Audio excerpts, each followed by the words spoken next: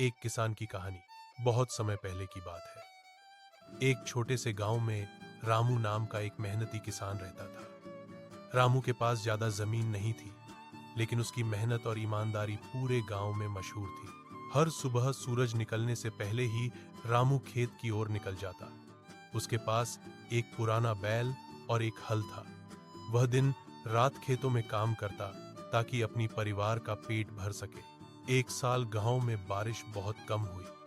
खेत सूख गए, फसल बर्बाद हो गई और लोगों के चेहरे पर उदासी छा गई। कई किसानों ने हार मान ली, लेकिन रामू ने नहीं। उसने कहा, अगर आसमान साथ न दे तो जमीन से ही आसमान बनाना पड़ेगा। रामू ने पास के तालाब से पानी खींचने के लिए नहर बनाई।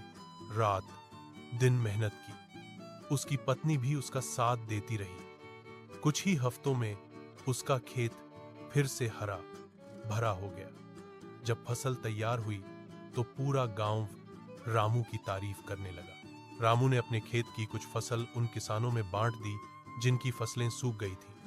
उसने कहा, अगर एक बीज मेहनत से उगता है तो उस मेहनत का फल सबको मिलना चाहिए। रामू की यह बात सुनकर गांव के लोग बहुत प्रभावित हुए। अगले साल